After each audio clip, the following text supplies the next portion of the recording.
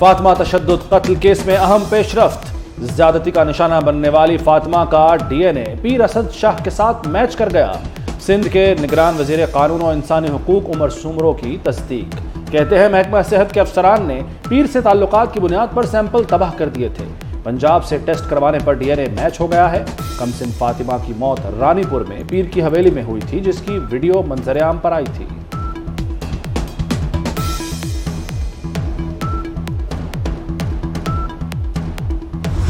हमारा राब्ता अवाम से है, उनका राब्ता किसी सिलेक्शन कमेटी से होना है। वैसे सिलेक्ट होने में एक्सपर्ट्स है। हमारा तो हमने कभी ये नहीं सिफारिश की कि हमें सिलेक्ट करें। आपकी वोट की वजह से, आपकी साथ की वजह से इंशाअल्लाह ताला हम वफाकी हुकूमत भी बनाएंगे।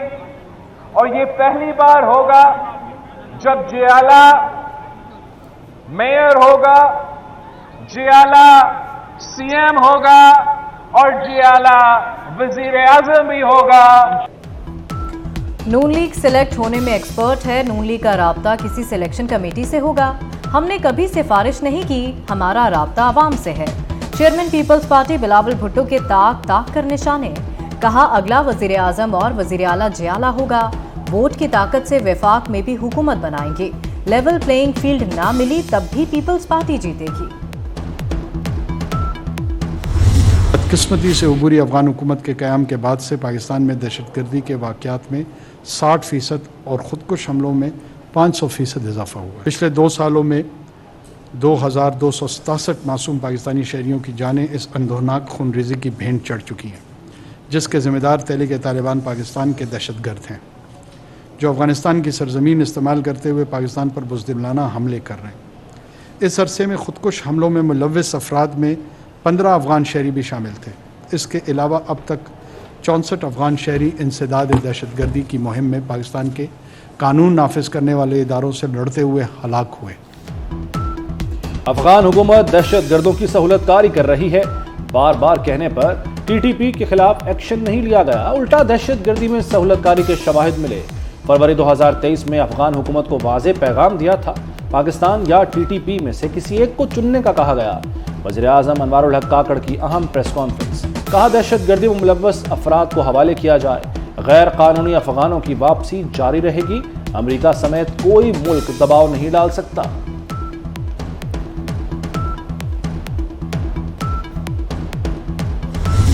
हम ये चाहते हैं कि जो हमारे शहीदों का जो खून है वो काइंडली आप रायगा न जाने दें। हम अपनी आवाम से रिक्वेस्ट करते हैं और वो सुप्रीम कोर्ट से डिमांड करें कि फौजी अदालतों को काइंडली आप अपना काम करने दें। ये जो सेक्शन 2(1)D जो 1952 का है, इसको फिल फोर्स पे दोबारा नाफिज किया जाए। आज का मुद्दा ये है कि जो सेक्शन 2(1)D है उसको रिस्टोर किया जाए, ताकि हमारे शहदा को जो इंसाफ मिले वो दिया जाए।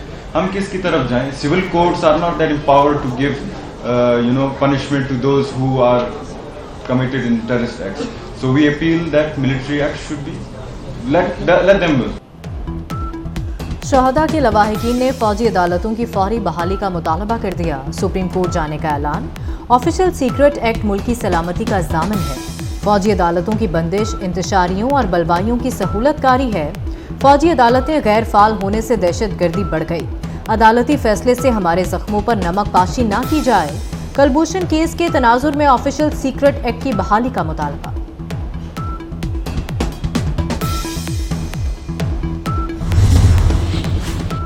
जनरल रिटायर्ड फैज हमीद के खिलाफ जमीन पर कब्जे का केस। दरखास्त गुजार ने अदालत को बताया 12 मई 2017 को मेरे घर और दफ्तर पर छापा मारा गया। छापा फैज हमीद के हुक्म पर मारा गया। सामान और हाउसिंग सोसाइटी का रिकॉर्ड चोरी कर लिया गया। कार्रवाई का मकसद सोसाइटी का कंट्रोल हासिल करना था। छापे के बाद मुझे और मेरे 5 साथियों को पकड़ लिया गया। चीफ जस्टिस ने दरखास्त गुजार के वकील से पूछा अदालत क्या करे। वकील ने कहा कि वजारत दिफा को हुक्म दिया जाए, वो कार्रवाई की मजाज अथॉरिटी है। सुप्रीम कोर्ट की दरखास्त गुजार को दीगर फोरम से रुजू करने की हिदायत। दरखास्त निपटा दी।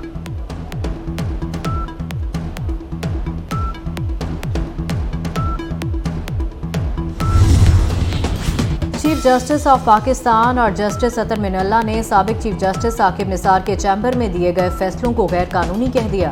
सुप्रीम कोर्ट के ह्यूमन राइट्स सेल की भी कानूनी हैसियत नहीं। चीफ जस्टिस केस खुली अदालत में मुकर्रर करने का इख्तियार रखता है। साकिब निसार किस कानून के तहत चैम्बर में केस सुनते रहे? चीफ जस्टिस के रिमार्क्स। जस्टिस अतर मिनल्ला ने कहा कि साकिब निसार के पास चैम्बर में केस सुनने का इख्तियार नहीं था। कोई चीफ जस्टिस कानूनी दायरे इख्तियार से बाहर के मामलात पर नोटिस नहीं ले सकता। अदालती एहलकार ने इंकशाफ किया कि साकिब निसार के कहने पर 3,58,000 दरखास्तों का रिकॉर्ड जाया किया गया।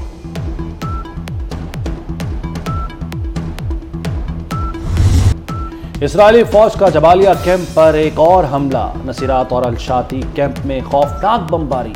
इजरायली हमलों में कई अफराद शहीद और जख्मी हो गए। अल-शिफा अस्पताल के करीब हमले में 15 फलस्तीनी शहीद हो गए। इसराइल ने एक दिन में 306 फलस्तीनी शहीद कर दिए। शोहदा की मजमूई तादाद 10,600 हो गई। मिडल ईस्ट मॉनिटर ने 20,000 फलस्तीनियों की शहादत का दावा कर दिया। इसराइल ने गजा में इंसानी इमदाद पर भी हमले शुरू कर दिए। इसराइल ने रेड क्रॉस के काफिले को निशाना बनाया। गाड़ियों में जिंदगी बचाने वाली अद्वियात भी शामिल थी। ह्यूमन राइट्स वॉच का एम्बुलेंस पर हमले की तहकीकात का मुतालबा। गजा में हजारों बच्चों की शहादतों को दुनिया की इखलाकी नाकामी करार दे दिया।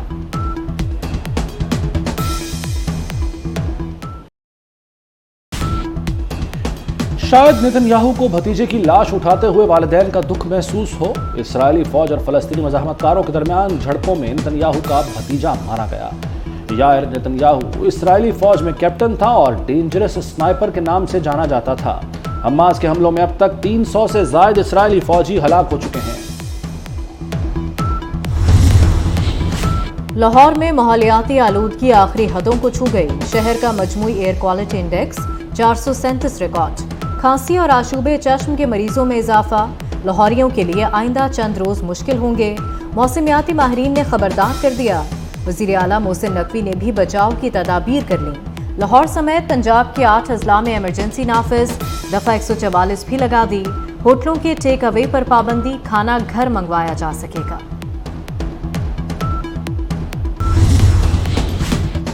मोहसिन नकवी के हर मुमकिन इक़दामात। स्टेट बैंक का भी इत्तफाक।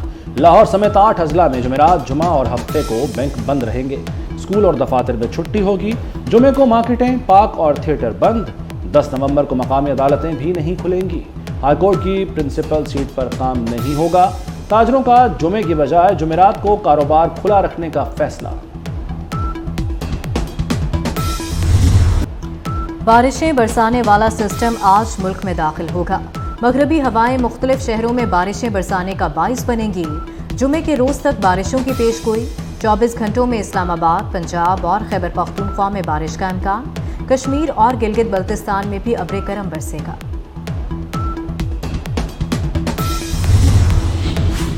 पंजाब में गंदम की इमदादी कीमत 4,000 रुपए मन मुकर्रर। गंदम के इजरा की कीमत 4700 रुपए मन होगी। वज़ीर आला की ज़ेर सदारत अहम इजलास। गंदम के कोटे पर पाबंदी आयद कर दी गई। सूबाई वज़ीर आमिर मीर ने कहा कि गन्ने की इमदादी कीमत 400 रुपए मन होगी। क्रशिंग का अमल 20 नवंबर से शुरू होगा।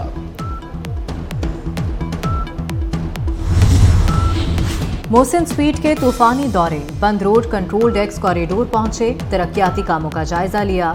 डिजाइन में बेहतरी का प्लान तलब। वज़ीर आला सर्विसेज अस्पताल गए। इमरजेंसी में जारी कामों का जायजा लिया। पार्किंग और बेसमेंट में कचरे पर बरहमी का इजहार। मरीजों से भी बातचीत की।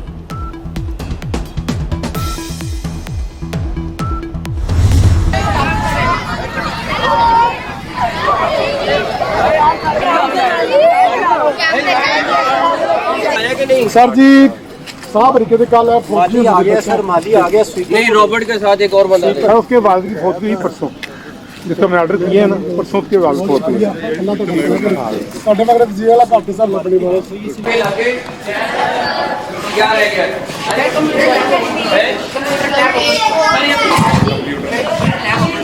कंप्यूटर लैब ओपन हो जाएगी और कैंटीन रहती है।